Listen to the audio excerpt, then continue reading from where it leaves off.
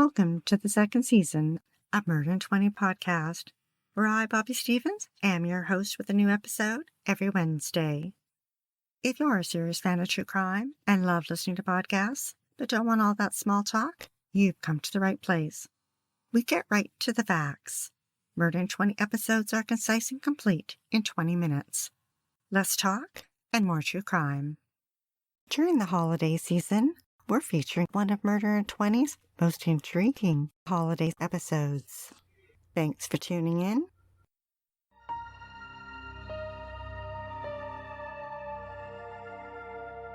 This case takes us back 65 years to Sycamore, Illinois, an hour west of Chicago.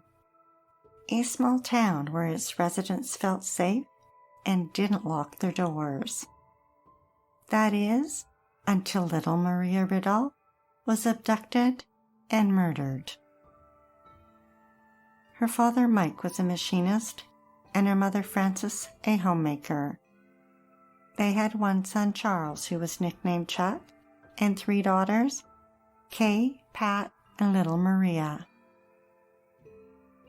Halfway around the world in Britain, Eileen McCullough was one of the first women to be a searchlight operator in World War II. She married Samuel and they had a son, John. Samuel was killed during the war, and Eileen went on to marry another soldier, Ralph Tessier. When the war ended, Ralph returned home to Sycamore, and Eileen and John sailed to the U.S. and moved in with him, just 2 blocks from the Ridulph family. The Tessier family grew with 6 more children, 5 girls and a boy. Johnny was his mother's favorite. In her eyes, he could do no wrong. But Johnny didn't fit in with the kids. He always was the odd duck. He wore camouflage pants and waved a wooden sword. The kids made fun of him and called him Commando. Johnny was expelled from high school and at 18 had planned to go into the military. At the Ridulphs in 1957, little Maria was now 7 and in grade 2. Adorable, with short dark brown hair, with her bangs cut in a straight line high on her forehead, framing her big brown almond-shaped eyes. On Tuesday, December 3rd, Christmas was only weeks away. That evening, the snow was falling lightly, and Maria wanted to go outside and play. Court records reported that after dinner, she ran outside to meet up with her friend, Kathy Sigmund, who was 8 years old and lived just a few houses away. It was just before 6 p.m., and their tree-lined street was very dark, except for the street light at the corner. There they played a game of hide-and-seek, where the goal was to duck behind a tree before being lit up by a car's headlights. At 6:05, Maria's mother waved at the girls as she pulled out of the driveway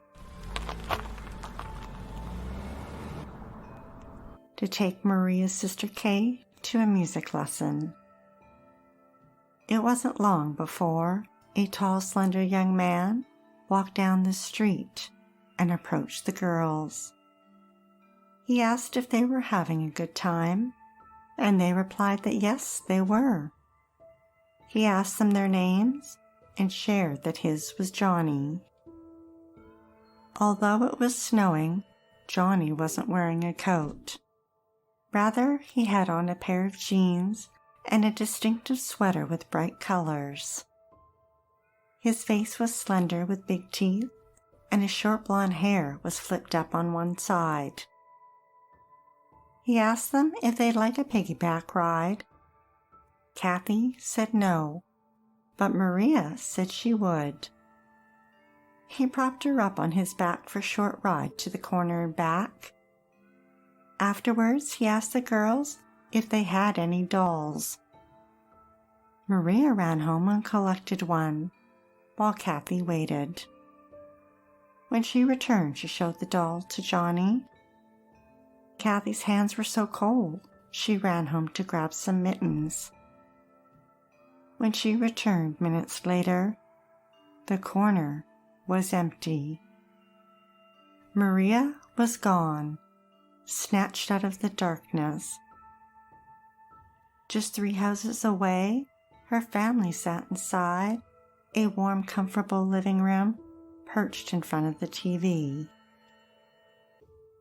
At first, Kathy thought maybe Maria went home and knocked on their side door.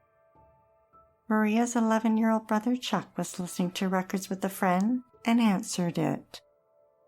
He thought Maria was still playing their game and suggested Kathy go look for her. So Kathy ran outside, up and down the street, calling out Maria's name, but still couldn't find her. So she went home and told her mother about Johnny. The phone calls flew back and forth between Kathy's mother and Maria's. At first, Maria's father hesitated to call the police because a year earlier she had disappeared while playing outside, and just as a search party was organized, she turned up. At 8:10 p.m., Frances couldn't wait any longer and drove to the police station and reported their daughter missing. Police cruised the neighborhood with a loudspeaker announcing Maria was missing.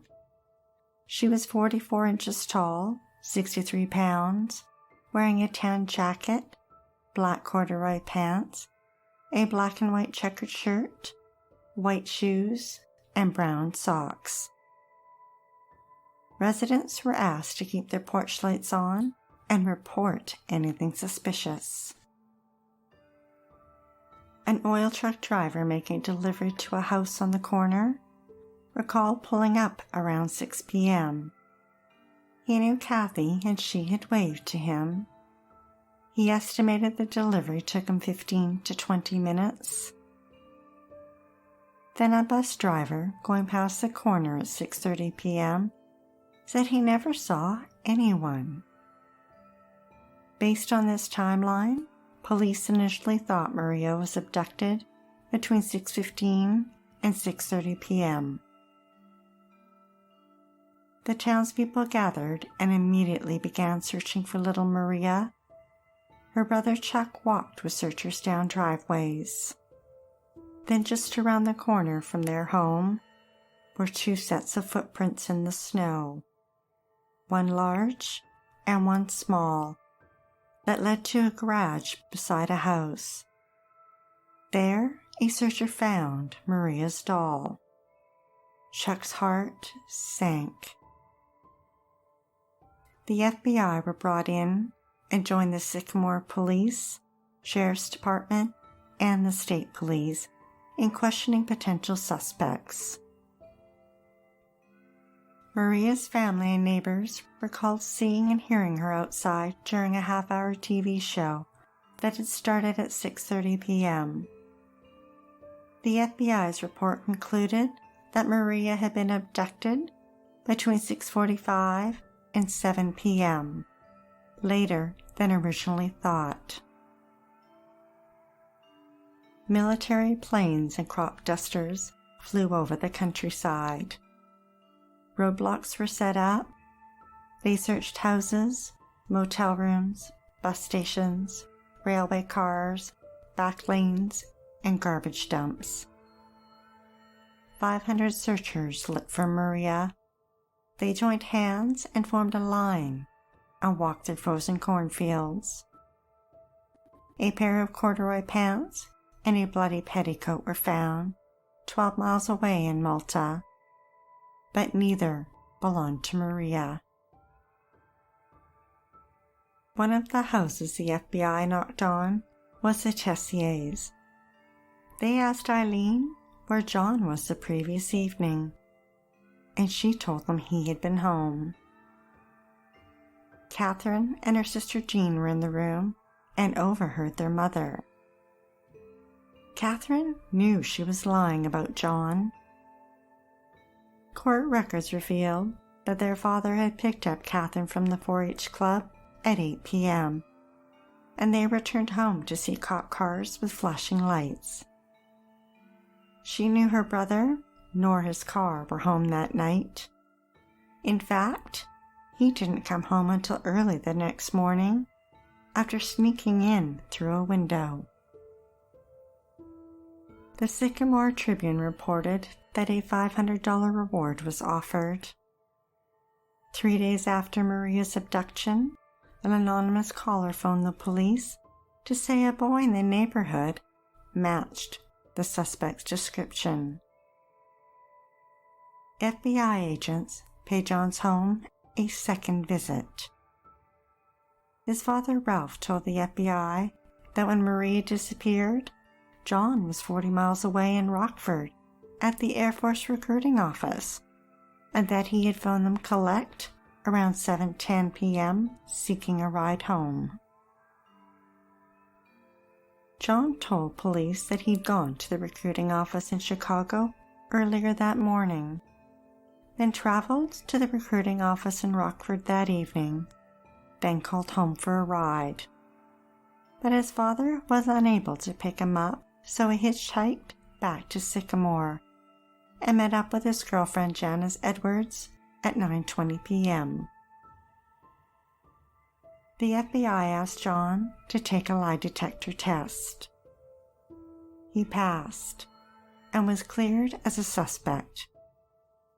A day later, John left Sycamore and joined the Air Force. Over the next few months, police showed Maria's friend Kathy thousands of photographs. Not one ever looked like Johnny.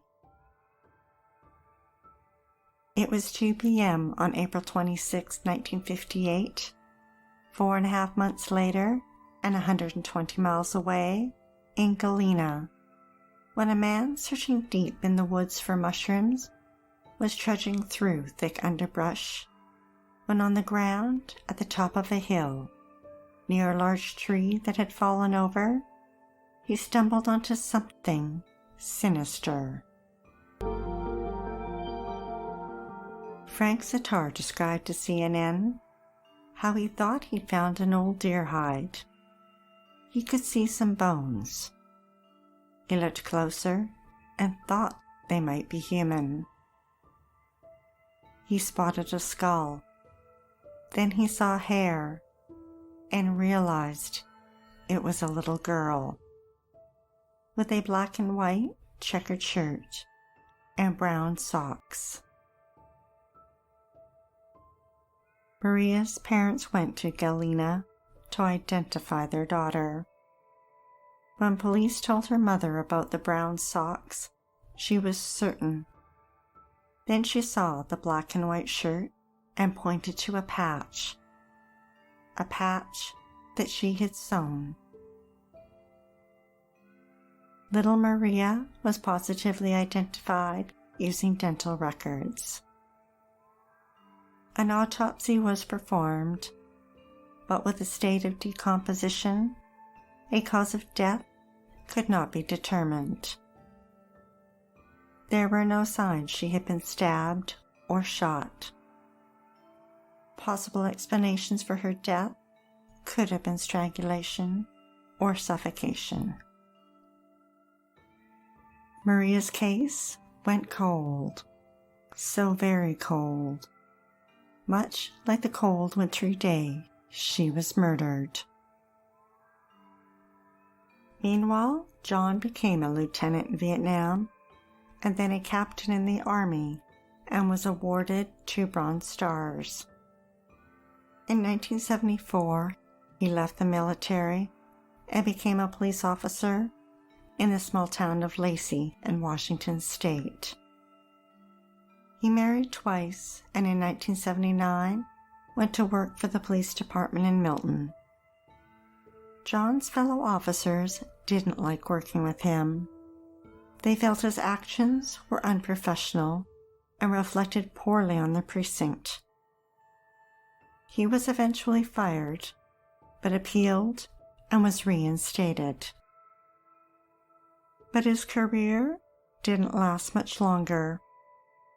He took in a young teenage woman whom he sexually assaulted and was charged with statutory rape. He pled guilty to a lesser charge and was placed on probation and quietly resigned from the police department in 1982. Years later, John legally changed his name to Jack McCullough, a nod to his mother's maiden name. In 1994, 36 years after Maria's murder, John's mother Eileen was laying in a hospital bed, dying from cancer. Her daughters Janet and Mary were visiting her when Eileen called Janet over.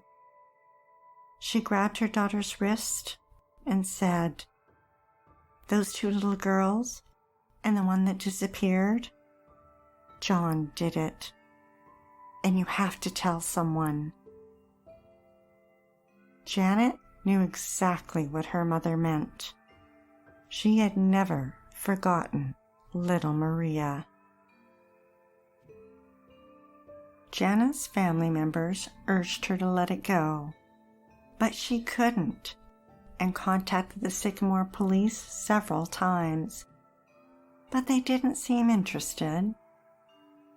She tried again 3 years later and found out why. A detective felt he had identified a suspect, a truck driver who was also suspected of murdering an 8-year-old girl in a similar fashion. When the truck driver died, Maria's case was closed. When Janet's father died, she decided to try one last time. CNN reported that in 2008, she sent an email to the Illinois State Police, stating in part, "I still believe that John Tessier from Sycamore, Illinois, also known as Jack McCullough, was and is responsible for her death. He is living in Seattle." She went on to say, "This is the last time I mention this to anyone. I'm not going to keep doing this over and over. It's exhausting, and it dredges up painful, horrible memories." Detective Tony Rapace received her email and called Janet. Investigators were assigned to the case and tracked down another one of John's half-sisters. She recalled how she had been sexually molested by him and that he had molested other young girls in the neighborhood, and that it was a well-kept family secret. Civilian investigator Larry Cott and Special Agent Brian Hanley tracked down John's former girlfriend, Janice Edwards, and she claimed that she didn't see John that night as he had told police. She recalled that when her parents heard Maria had been abducted, they wouldn't let her leave the house. Investigators asked if she might have a photo of John. Because he'd been expelled, he wasn't in the school yearbook. Jan searched her old photos and found one from June 1957. On the back, it was signed, "Love, Johnny." She mailed it to investigators. When they received the photo, they went to remove it from its frame when a small, yellow piece of paper fell out. An unused train ticket from Rockford to Chicago. They used John's photo, along with 5 others from the yearbook, to form a lineup and asked Maria's childhood friend Kathy to see if she could pick out the man who'd given Maria a piggyback ride 4 decades earlier. She narrowed it down to 2 photos, then picked out John. A search warrant was issued for a house in Seattle belonging to the man who now called himself Jack McCullough, a home he shared with his wife. Seattle detective Irene Lau interviewed Jack at the police station. She noticed that his mood swung between rage and calmness. When asked about Maria, his face changed. His body relaxed as he said she was very stunningly beautiful, with big brown eyes, and that she was lovely. Then adamantly denied being involved with her murder. On July 1st, 2011, an arrest warrant was issued for Jack. He was extradited from Washington State to Illinois. After 53 years, Jack returned home in shackles. That very same day, Maria's body was exhumed and a second autopsy performed. There was no DNA found, and the cause of death could still not be determined. However, the forensic anthropologist found 3 cuts in the upper chest area that could have been inflicted with a large blade such as a knife. Jack was charged with 3 counts: murder, kidnapping, and abduction of an infant. This would be the nation's oldest cold case murder to ever go to trial. Court records reveal that at Jack's trial in September 2012, his sister Catherine testified that her brother was not home the night Maria disappeared, and neither was his car, and that he was familiar with the area of Galena where Maria's body was found, as her family took trips there every summer, and that he owned a multicolored sweater that their mother had knitted for him, and after that night, she never saw it again. His other sister Jean testified that her father went out to search for Maria that night, while her mother went to the armory to help with food for the searchers. She slept in the living room that night, waiting for her parents to return, and recalled that Jack was not home. Jack's sister Janet testified about their mother's confession in the hospital, and that although she was on medication, she was lucid and coherent. The local telephone company records reflected a collect call from Rockford to the Tessiers' home in Sycamore that evening at 6:57 p.m. The call lasted 2 minutes.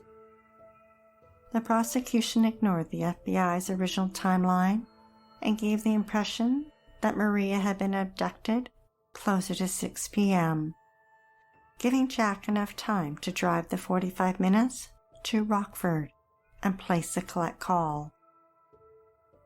3 inmates testified that Jack had confessed details of the crime to them. All swore that they had not been promised anything in exchange for their testimony.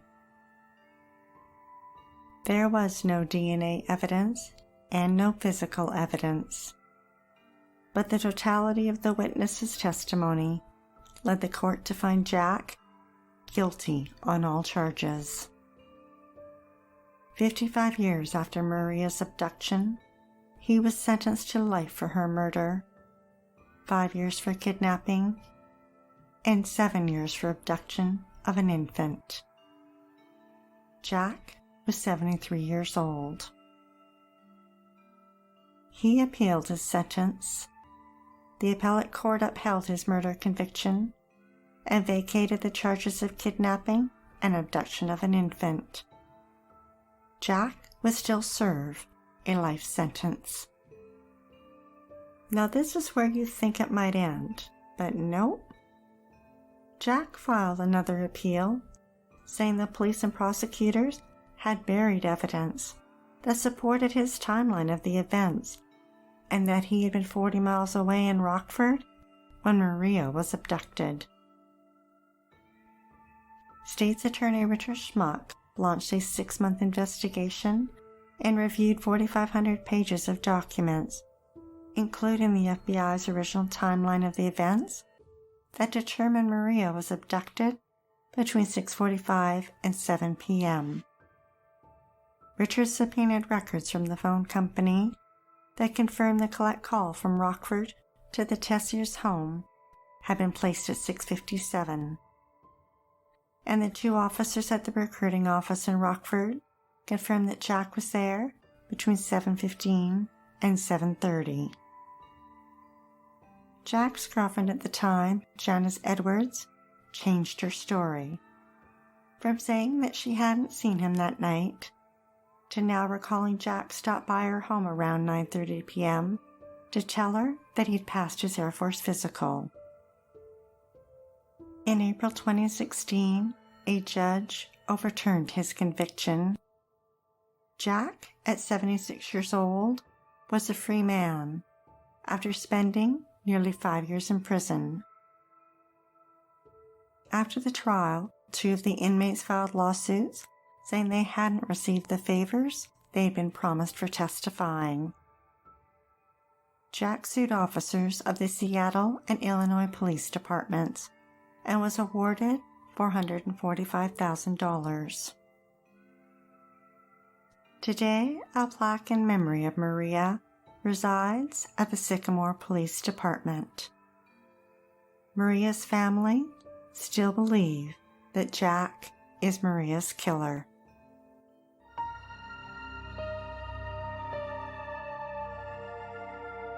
Thanks for listening to Murder in 20 Podcast, with less talk and more true crime.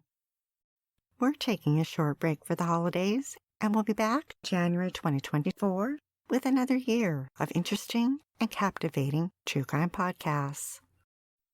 If you're dying to hear more, past episodes of Murder in 20 are available for free at murderin20.com and on all major podcast platforms. We love what we do and are dying to continue. If you enjoy listening to Murder in 20 every week, we'd be eternally grateful for your support by visiting Murder in 20 at Patreon, PayPal, or murderin20.com. We'd like to acknowledge Purple Planet for use of their music, sound effects from Vaseline Studios and Quick Sounds, and our many editorial sources who are listed on our website. Be sure to like, share, and follow us to learn about upcoming episodes every Wednesday. Stay safe, sleep with the lights on, and don't play with strangers.